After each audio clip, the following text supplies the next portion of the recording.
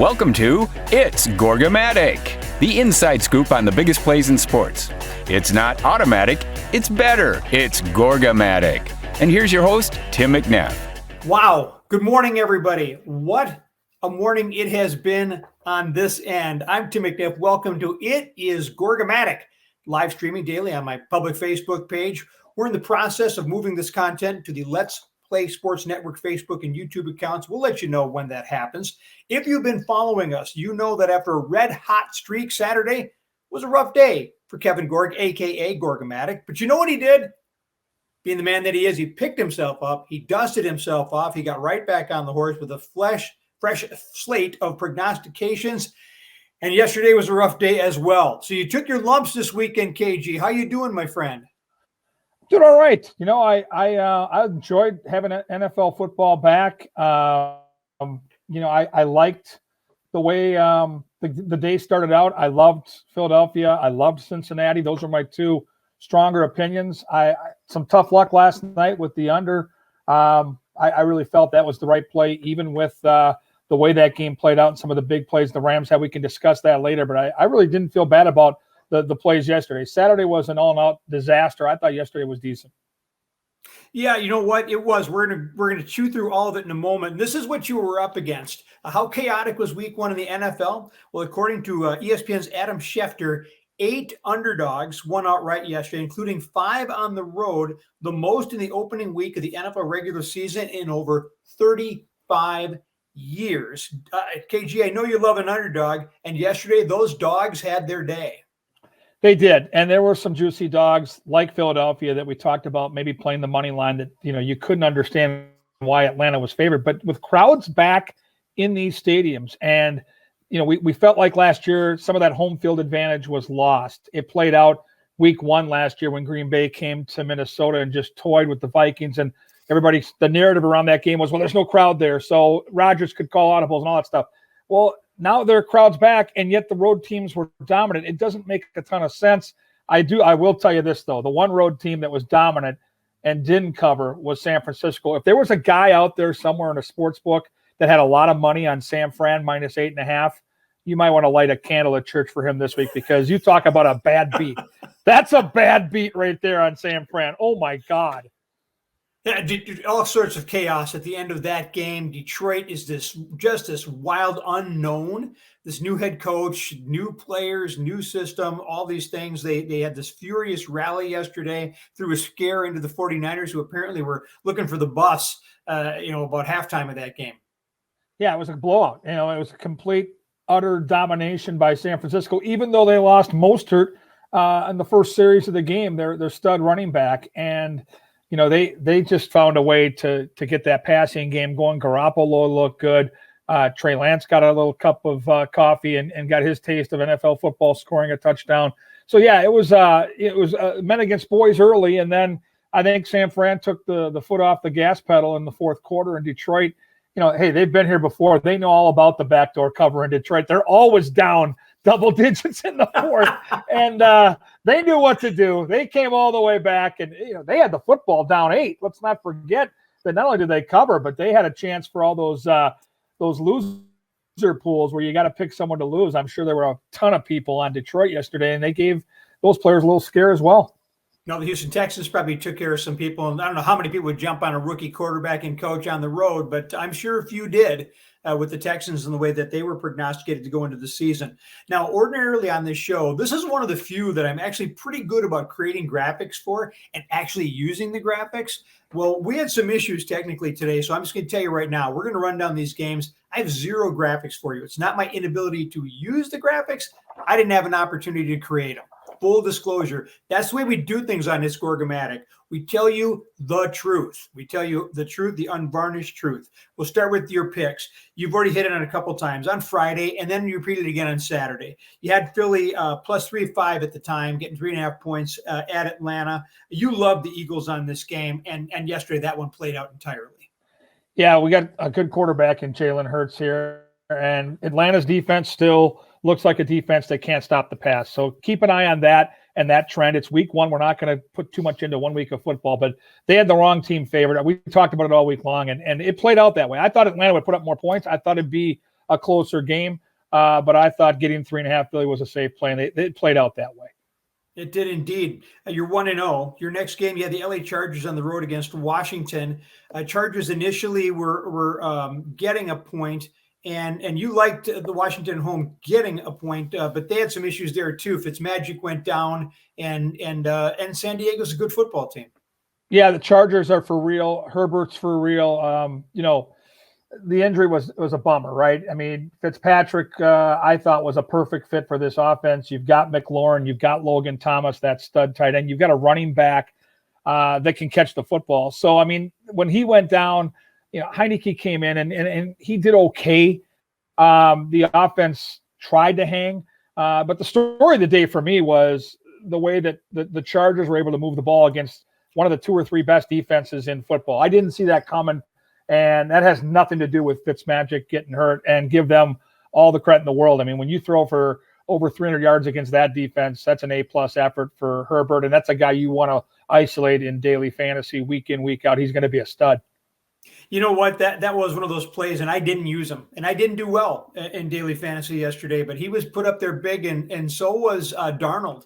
And I'm like, I'm not taking Sam Darnold in week 1. And Darnold did well also, so it's just like, man, maybe these guys do know something. Chargers do win 2016 on the road. You had Washington was the play. You're 1-1. Minnesota, Cincinnati, you said this is one of your 2 strongest picks, and I think we felt this one all the way along. The Bengals were getting points at home. We're going to be together on a show starting at 9:30 where we're going to go into this Vikings game. But the Vikings are theater of the absurd. They absolutely are. If you were to write a soap opera, you could not come up with enough absurd plot lines to keep that character alive and running for as long as the Vikings have been going for 6 decades.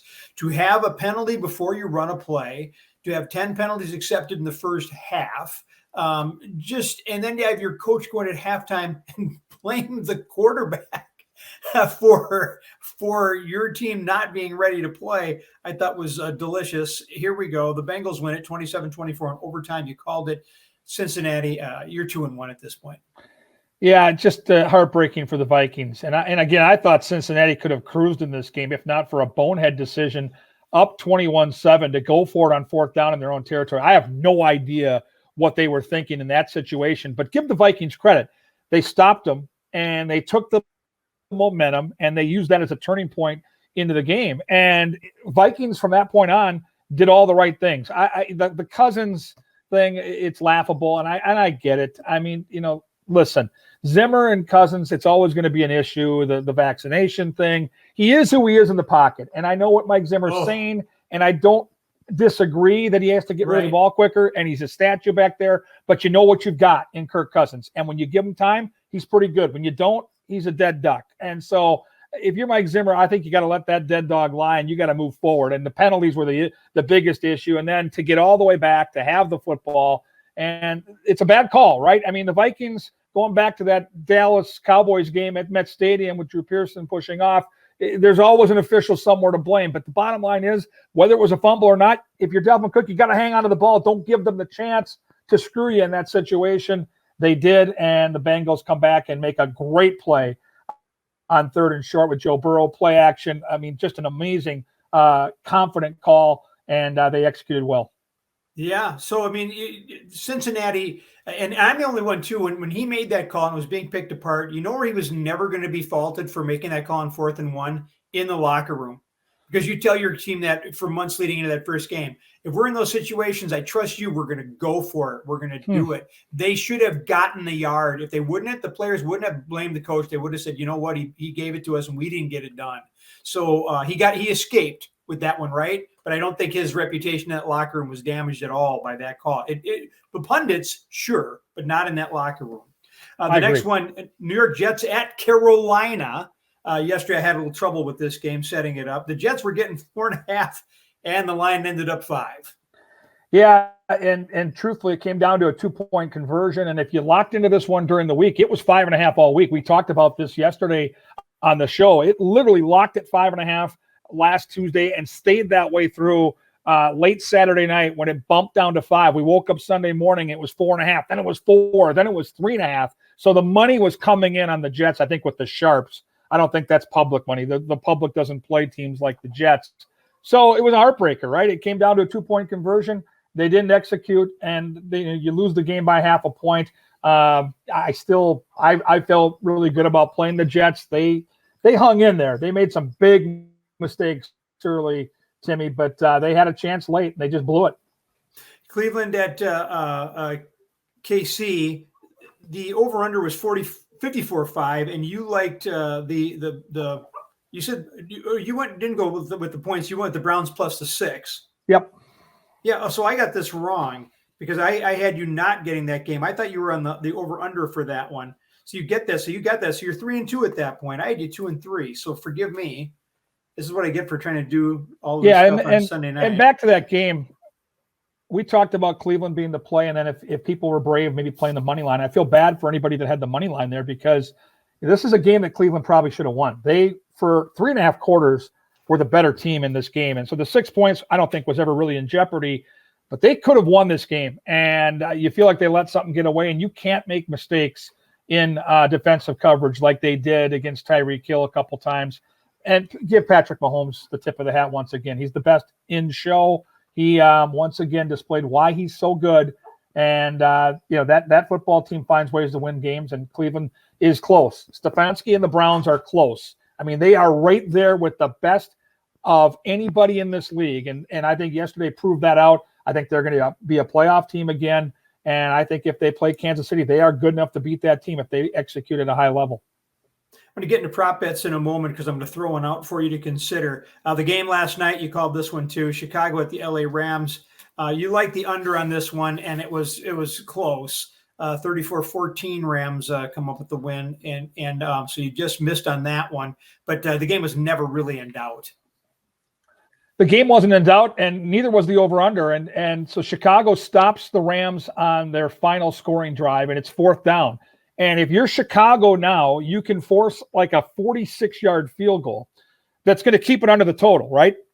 Well, the Bears roll the dice. It's a holding call, and they back it up. And now it's like 3rd and 15, and they throw a little dink and dunk to Cooper Kupp, just trying to get into field goal range. 3 guys missed the tackle, and 4 plays later, they're in the end zone to put the game over. Chicago was never scoring again. My point is, when you play these over-unders and something like that happens, you still got to look at it pragmatically and say you did your homework, you had the right side of the game, and you lost by 1.5 points, and you had it won with 4 minutes to go, and Nagy makes that call, and that's fine, but you still got to trust an NFL player or 2 or 3 to tackle Cooper Kupp on that 3rd down play. They didn't do it, and then next thing you know, they're in the end zone. It was a bad beat for sure. All right, I know we're getting late on time, so I'm just going to run down the prop bets. You had Minnesota tight end Tyler Conklin at plus 26.5 yards. You said go the over. You hit it. Justin Herbert, we already talked about it. He was under 265 passing. You thought that line, his numbers were outstanding. 31-47, 334 and a touch. Calvin Ridley, we expected more offense out of Atlanta. We did not get it. He was, you wanted to go plus 88 yards. I totally agreed. Had 5 catches for 51. Alvin Kamara, we knew he was going to be a big piece of this game against Green Bay. We just had it the wrong way. He was, all he needed was 52 yards receiving to get the bonus there. We like that. He said he ends up with 20 carries in the game and only 5 catches or 3 catches for 8 yards. Yeah, the game script flipped. Yeah. We thought that the Saints would be chasing the game, right? We thought the Packers would actually show up on offense and force the Saints to play catch up, so they're throwing the ball. That didn't happen. It was a blowout the other way. And then back to Calvin Ridley. First 2 series of the game, he's already at 40-something yards receiving, and you're laughing. And then I don't know what happened to Matt Ryan in that offense, but after the first quarter, I think they went 3 and out every single series. They couldn't get anything going. So Ridley looked great early. We're 5 minutes into the game, and he's halfway to that over-under. And then from that point on, I think he gets 1 catch for 5 yards. So, yeah, and I love these prop plays, and it's a lot like fantasy football. You're going to track it. You're going to have your guy, and we'll talk about a few I like tonight that I think will be super entertaining for the fans. And, the Conklin one was big because we got that huge catch in the 4th quarter that, you and I both thought if it was going to happen, it was going to happen early, and it actually happened late. And I was up off my Barca lounger cheering that catch. Well, I was too. And, of course, he had the first catch for the Vikings. And we thought, okay, that's right. They're looking for him early in Tyler Conklin, but you're right. We needed the big catch late in the game to get it. Okay, prop bets coming on Monday Night Football too as well. So we got the Baltimore Ravens at the Las Vegas Raiders, and it's the only game in town, but it's not necessarily a game you're super fired up about as far as a play. Yeah, I don't love this game from a betting perspective. There are too many question marks. Of course, the Ravens lost their top 2 running backs during the preseason into the training camp, so that's a problem for me. And now Josh Jacobs, the star back for the Raiders, is sick and listed as a question mark for tonight. So it's hard for me to have a strong opinion on this game. But as my dogs bark in the background looking for some breakfast, I am going to shade the dog here. I'm going to play Las Vegas plus the 5. I just think there are too many questions around these Ravens, and I think it's going to be a game where there are going to be some points scored, so I'll take the underdog. Gruden's an emotional coach. It's the first game of the season at home. He'll work some psych job on them too, be pumping the fist and have the jaw out there like he does. I think he'll have them ready to go too. You got some prop plays in this one. Yeah, I'm going to go with the tight end for the Ravens to start out with Mark Andrews. He's a guy in daily fantasy or moving forward in your season-long fantasy. You want to isolate as a top 5 tight end. With the running back chaos, especially in the red zone, I think Andrews is going to be the security blanket for Lamar Jackson. He was awesome the last couple of years. I think his role gets magnified this year. I'll take the over 57 yards receiving. With that in mind, if the Raiders are going to give the Ravens a match, I think with those running backs out, and I get that the guy they trust from preseason, but these are real games now. Lamar Jackson's going to have to throw the ball. And against the Raiders secondary, you can throw the ball. Marquise Brown and Andrews are both going to eat. I'll go over the 209 for passing yards for Lamar Jackson. And then maybe my favorite bet of the night, the most enjoyable bet, is all I need is a touchdown. My opinion, outside of Lamar Jackson, the best athlete on the field, and that is Darren Waller, the tight end for the Las Vegas Raiders. I have him in all my season-long fantasies. He's plus 1 in 25 to get a touchdown. I think when they get in the red zone, especially if Jacobs and that illness is a problem tonight, they're going to be looking 83's way. Waller is a baller for me. I'll put 100 on him, mythically speaking, to win 125. Knowing that this could take us way up until our showtime at 9:30, the Vikings schedule shows them at Arizona, and then home against Seattle and home against Cleveland. What are the odds we're looking at an 0-4 start and a new head coach, or at least temporarily in October? Well, if it is 0-4 and knowing the November schedule, I do feel that there might be a change coming. Although, my feeling in the National Football League is there's a lot of overreaction through week 1 and in week 2 as a prognosticator who's going to point spreads. You try to go against the general public. And I think the public saw what Arizona did on the road to Tennessee and just throttled a playoff team from last year. They watched Minnesota lose to a non-playoff team. The line opened at 4 yesterday, so I woke up this morning, logged on to my little website. It's already up to 4.5. Mark my words, Timmy, it's going to 5. And mark my words, the public is going to be on Arizona. I'm telling you right now, and people know because over my shoulder you can see the Bronco helmet. I'm not drinking the purple Kool-Aid. I'm not Paul Allen Jr. here. But I'm going to tell you right now, the Vikings will be on my slate next week, 100%. I love it. All right. That's Kevin Gorg. This is Gorgomatic. Super Draft is the next big thing in daily fantasy sports, and our team is the Let's Play Super Draft team. Look for that content on the Let's Play Sports Network Facebook and YouTube pages. And if you'd like to figure out how to play Super Draft or join the Let's Play Super Draft team, reach out to me on social media. I'll get right back to you. A reminder that we're going to be back at this very same time tomorrow morning to digest Monday Night Football. And, KG, we had a little trouble with the technical stuff. We'll get it sorted out, I hope, and we hope to see you right back here at the bottom of the half hour. More talk about the Minnesota Vikings, the Green Bay Packers, and of course, we'll be talking about the Gopher football team and a little U.S. Open tennis as well. That's all coming up on Let's Play every day at 9:30. Looking forward to it, talking a little tennis. And as a reminder, if it's a Sunday and Bill Belichick and Aaron Rodgers lose, I've got a smile on my face. There he is. Remember, it's not automatic. It's even better. It's Gorgomatic. See you soon. Thank you for engaging with It's Gorgomatic. You can find more episodes of It's Gorgomatic at www.letsPlaySportsNetwork.com, on the Let's Play Sports Network Facebook page, Twitter account, YouTube channel, and everywhere you find your favorite podcasts. Please rate us if you liked It's Gorgomatic, as that's how we find and build an audience. which will allow us to bring you more great content from the Let's Play Sports Network. Thanks for joining us, and remember, it's not automatic, it's better. It's Gorgomatic.